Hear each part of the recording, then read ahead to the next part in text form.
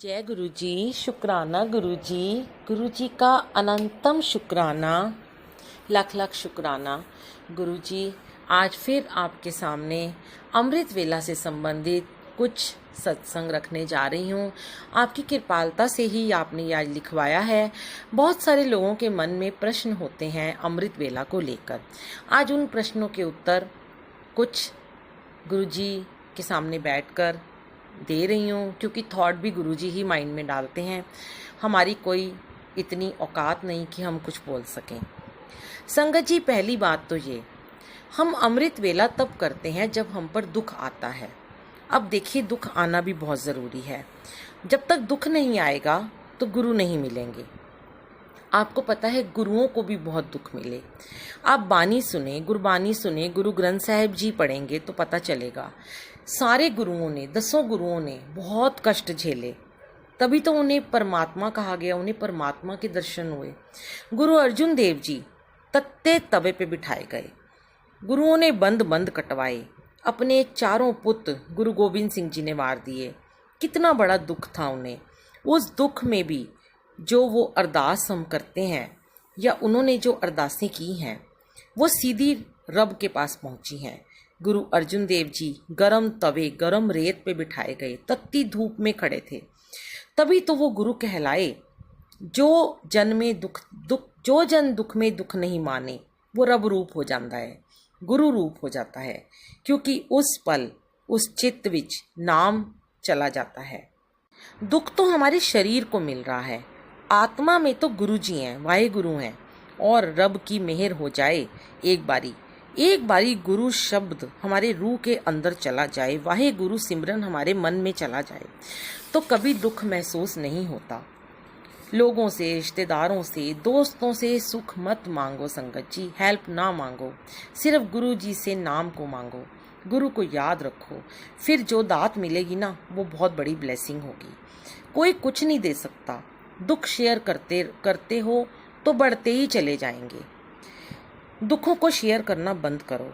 जिस दिन बंद कर दोगे शेयर करना, देखना उस दिन आपके दुख घटने शुरू हो जाएंगे, या वो बिल्कुल रुक जाएंगे, आगे नहीं बढ़ेंगे। मन को जोड़ो महाशिव परमात्मा से, गुरु जी से, अपने वाहे गुरु जी से, शिव जी से। इस रब को, परमात्मा ने गुरु जी को हमारे पास, हमारे घर में भेज दिया आज। जैसे श्री गुरु अर्जुन देव जी सिर्फ अपने गुरु वाहे गुरु को उस समय याद कर रहे थे, परमात्मा को याद कर रहे थे, तो वो बहुत ठंडा ठंडा सा महसूस कर रहे थे। हमें जब दुख आते हैं तो हम बहुत अंदर हम गर्म हो जाते हैं एकदम से। हमें गुस्सा आता है, क्रोध आता है। उस दुख की वजह से हमारी सारी नेगेटिविटी बढ़ती है।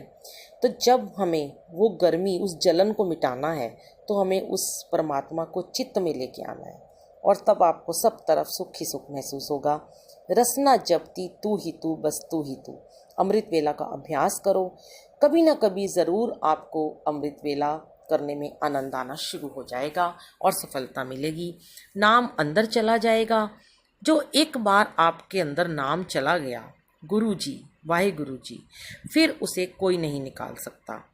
तो इसे ही हम कनेक्शन कहते हैं, इसे ही हम सरेंडर कहते हैं। फिर टेलीपैथी होती है अपने गुरु के साथ। फिर आप किसी को, संगत को नहीं पूछोगे कि आपसे गुरुजी कैसे बातें करते हैं, क्योंकि तब गुरुजी साक्षात आपके सामने बैठकर आपके प्रश्नों के उत्तर देंगे। अब अमृत वेला के बारे में कुछ विचार साझा करेंगे। प्रश्न पूछते हैं संगत जी कि अमृत वेला का समय कौन सा सही है। अब उसका उत्तर ये है कि पहला पहर तो शुरू होता है जो अमृत वेला कहलाता है। पहला पहर होता है 12 से 3, दूसरा पहर होता है 3 से 6। आप इस कोई भी समय आपके लिए उत्तम हो सकता है। अब दूसरा प्रश्न है, क्या जब भी हम पाठ कर लें उस समय को अमृत वेला कहा जा सकता है? बहुत सारी संगत जी इस शंका में रहते हैं कि कुछ लोग कहते हैं जिस वेले सिमरन करो वो अमृत वेला है। उत्तर है हाँ जी। वैसे तो जब भी नाम सिमरन जप लो वही अमृत वेला कहलाता है, पर अमृत वेले में नाम जपना एक अलग ही एहसास होता है। लिव लगाना आसान हो जाता है। उस समय जो अमृत वेले में अरदास करते हैं वह अवश्य जल्दी सुनी जाती है। पर कुछ लोग जो सुबह नहीं उठ सकते वह कहते हैं कि अमृत वेला नहीं करना चाहिए। तो संगत जी, जो उठ सके वह अमृत वेला करे, जो नहीं उठ सकता वह किसी को भी इस वहम में ना डाले कि अमृत वेला करना ज़रूरी नहीं है। क्योंकि अगर वह भी हुक्म के बिना नहीं उठ सकता, अगर गुरुजी उसे हुक्म देंगे, गुरुजी चाहेंगे, उसके अंदर से प्रबल इच्छा होगी, तभी वह अमृत वेले में उठ पाएगा। अगर आपकी किसी चीज़ को पाने की इच्छा ही नहीं होगी, आपको अमृत वेला में बैठने का मन ही नहीं करेगा, तो गुरुजी आपका साथ देंगे, नहीं उठाएंगे आपको। लेकिन अगर आप प्रबल इच्छा से उन्हें कहेंगे कि हमें अमृत वेला में बैठना है, हमें उस एहसास को ग्रहण करना है मालिक, तो वे ज़रूर आपको सुबह उठा देंगे। आपका अलार्म बजे बिना आपको उठा देंगे। ये एक खास समय होता है, हमें स्नान करके गुरु के संग बैठना अवश्य चाहिए अमृत वेला में। अब तीसरा प्रश्न है कि गुरु नानक देव जी की बानी में लिखा है, सारे गुरुद्वारों में कहते हैं कि अमृत वेला करो, पर गुरु जी तो नहीं कहते थे अमृत वेला करो। संगत जी, एक भी ऐसा इंसान आप बताएं या ऐसी कोई बानी बताएं जहाँ गुरु जी ने कहा हो। ये सब भ्रम में डालने वाली बातें हैं। माना गुरु जी ये कहते थे कि अपने कर्म करो, लेकिन गुरु जी ये भी कहते थे कि नियम से गुरबानी सुनो, नियम से जाप करो। और गुरुजी खुद 2:30 बजे तक, 2 बजे तक संगत को मंदिर में बिठा के रखते थे। ये गुरुजी की ही संगत जो उनके साथ बैठे हैं, उन्होंने ही शेयर की है ये बातें कि गुरुजी उस समय फिर से लंगर प्रसाद मंगवाते थे और उस समय सब संगत को लंगर खिला के 2-2:30 बजे भेज देते थे घर, और फिर खुद गुरुजी सिमरन में बैठते थे और फिर 4-5 बजे सुबह सो जाते थे। तो हमें भी अमृत वेले के बाद अगर हम सो जाते हैं तो हम थोड़े फ्रेश हो जाते हैं, इसमें कोई बुरी बात नहीं है। जिस वेले में अमृत रस टपकता हो, अमृत बरसता हो, ये श्री गुरु नानक देव जी की बानी में भी लिखा है। जो गुरबानी गुरुद्वारे की मंदिर में, बड़े मंदिर में भी चलती है, वह गुरु जी के हुक्म से चलती है। जिस इंसान के ऊपर नींद का जो त्याग कर देता है, परमात्मा की बंदगी करता है, उस समय उसके वश में 9 सिद्धियाँ, 100 सिद्धियाँ, 9 निधियाँ प्राप्त हो जाती हैं। नियम अनुसार अमृत वेला में उठना एक चाव होना चाहिए। पहले शुरू में ये जबरदस्ती हमें सब करना पड़ता है, पर धीरे धीरे इसमें रस आना शुरू हो जाता है, चाव चढ़ जाता है, ये हमारी दिनचर्या का एक हिस्सा बन जाता है।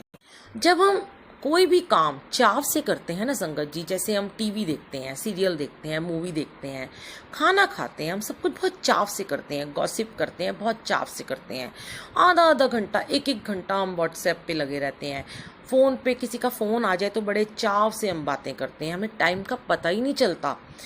उसी चाव से अगर हम अमृत वेला में मंत्र जाप करेंगे तो सोचो, हम गुरुजी के साथ बैठे हैं, अपने परमात्मा के सानिध्य में बैठे हैं। जब हम उस चाव से उन्हें पुकारेंगे, उस प्यार से हम उनके साथ आके बैठेंगे ना, तो जो हमें फ़ोन पे बातें करने से या हमें मूवी देखने से, टीवी देखने से नहीं मिलेगा, वो रस हमें अमृत वेला में गुरुजी के साथ बैठने से मिलेगा। इस वक्त का जाप गुरुजी से डायरेक्ट कनेक्शन बनाता है। स्नान करके बैठेंगे तो मन जरूर जुड़ेगा, मन पवित्र होगा। अब लोग ये पूछते हैं, क्या गुरबानी, शब्द कीर्तन, मंत्र जाप करने के बाद हम कर सकते हैं? उत्तर है हाँ जी। पहले परमात्मा से लिव लगा लो, पहले जुड़ो सिमरन के द्वारा, फिर दिन में कभी भी गुरबानी सुन सकते हो, अपना नित्यनेम कर सकते हो। पर एक बार अपनी लिव लगानी, अपना कनेक्शन बनाना बहुत ज़रूरी है, तभी तो आपका गुरबानी में, सिमरन में मन लगेगा, नित्यनेम कर पाओगे। अब कुछ संगत जी पूछते हैं, क्या अमृत वेला में स्नान करना ज़रूरी है? उत्तर है, अगर आप बीमार हो, हल्का खांसी जुकाम है तो नहाना ज़रूर चाहिए। अगर आपको तेज़ बुखार है तो ना नहाएं, पर स्नान करके सिमरन करना एक पवित्रता आती है। साफ धुले वस्त्र पहनकर पाठ में, जाप में बैठना चाहिए। जैसे हम बड़े मंदिर जाते हैं, मंदिर किसी गुरुद्वारे में जाते हैं, तो हम बड़े सुंदर से नहा के, तैयार होके, साफ सुथरे वस्त्र पहनकर जाते हैं। हम सबसे बेस्ट बनकर मंदिर जाते हैं। वहाँ अगर हमारी सेवा होती है तो आप देखेंगे वहाँ सेवादार कितने अच्छे, अप टू डेट बनकर आए होते हैं। तो क्या वह संगत को दिखाने के लिए तैयार होते हैं? आप इस बात का प्रश्न खुद खोजिए। क्या वहाँ गुरुजी को दिखाने के लिए तैयार होते हैं? अगर हाँ, गुरुजी को दिखाने के लिए आप आते हैं, तो गुरुजी तो आपके घर में भी बैठे हैं, अमृत वेला में बैठे हैं आपके साथ में। तब हम उस गुरु को नहा धोकर धुले वस्त्र पहनकर क्यों नहीं रिझा सकते? क्यों नहीं हम उन्हें प्यार कर सकते? उस समय हम उनके लिए क्यों नहीं तैयार हो सकते? हम अपने लिए क्यों नहीं सच समझ सकते हैं? बहुत छोटी सी बात है ये। कई लोग कहते हैं रात 12 बजे से पहले स्नान कर लें तो चलेगा। उत्तर है नहीं, क्योंकि 12 बजे के बाद ही नया पहर शुरू होता है। आप तभी स्नान करिए। पर क्या बेड पर बैठकर अमृत वेला करना चाहिए? ये भी प्रश्न संगत बहुत बार पूछते हैं। नहीं, अगर बेडरूम के अलावा आपके पास कोई जगह नहीं है तो वहीं ज़मीन पर बैठकर मोटी चादर या ब्लैंकेट बिछा लें और वहां बैठकर जाप करें।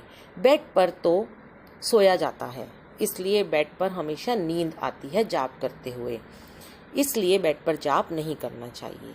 अब एक प्रश्न और पूछते हैं, अमृत वेला करने के बाद क्या हम सो सकते हैं? क्योंकि काम पर जाना होता है तो नींद आती है। उत्तर है बिल्कुल सो सकते हैं। अमृत वेला के बाद हम थोड़ी देर सो जाएं ताकि हम फ्रेश होकर अपनी दिनचर्या के काम कर लें। आपको एक बड़ी अच्छी अंदरूनी बात बताती हूँ।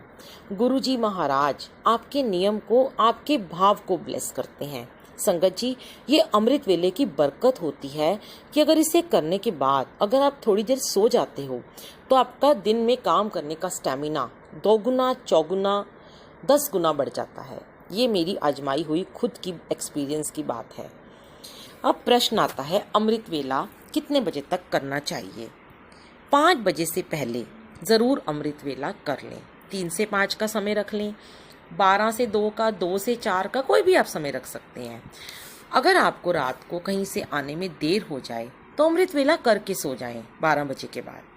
अमृत वेला गुरबानी का, गुरु जी से जुड़ने का एक नियम है। सिर्फ इसे करना बहुत ज़रूरी है। कोशिश करें कि रात को देर से ना घर आएं, समय पर सोएं। प्रश्न है, जब हम शुरू करते हैं तब बहुत मुश्किल लगता है और नींद बहुत आती है, हमारा मन नहीं टिकता। उत्तर है, पर अगर अभ्यास करेंगे तो गुरु की दात अवश्य मिलती है। अमृत वेले में अपनी नींद की कुर्बानी करके तो देखो, जीवन की सारी उलझनें आपकी सुलझने लग जाती हैं। प्रश्न है, अमृत वेला ना उठने का क्या कोई नुकसान होता है? उत्तर है, अमृत वेला परमात्मा का हुक्म मानना चाहिए। आपका कोई नुकसान ना हो, जीवन में हमेशा फायदा हो, इसलिए अमृत वेला करना बहुत ज़रूरी है। जैसे गुरु का हुक्म मानना ज़रूरी है, वैसे ही अमृत वेले में परमात्मा को मनाना बहुत आसान हो जाता है। अमृत वेला उठने से 10 गुरुओं की लिस्ट में आपका नाम उनके रजिस्टर में दर्ज हो जाता है। गुरुजी की लिस्ट में, उनकी क्लास में एंट्री चाहिए तो मुझे तो अमृत वेले से प्यारा उपाय कोई दूजा नहीं लगता। संगत जी, अगर हमें गुरुजी की क्लास में एडमिशन लेना है तो पहला पहर उनके सानिध्य में बैठना होगा, और अगर क्लास का मॉनिटर बनना है तो क्लास वर्क, होमवर्क पूरा करना होगा। वह है मंत्र जाप, सिमरन, जिसे कि सुबह और शाम दोनों समय करें। जिसे भी मानते हो उसका सिमरन कर लें, मूल मंत्र कर लें। पर मंत्र जाप को एक बहुत आसान जाप है गुरुजी ने जो दिया है, जिसमें ये शब्द आता है, शिवजी सदा सहाय, गुरुजी सदा सहाय। बहुत ही प्यारा शब्द है कि हम ओम नमो शिवाय बोलते हैं तो शिवजी हमारे साथ रहते हैं, ओम नमो शिवाय बोलते हैं तो गुरुजी सदा साथ रहते हैं।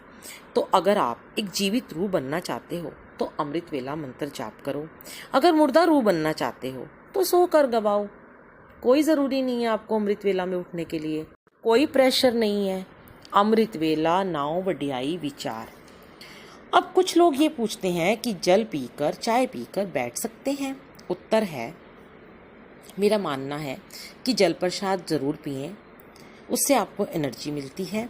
चाय आप जाप के बाद भोग लगाकर पिएं, लेकिन अगर कोई पहले पीना चाहे तो कोई मनाही नहीं है, गुरुजी को पहले भी चाय का भोग लगा सकते हैं। हाँ, खाना पीना सब खाना खाना जब जाप के बाद ही करें।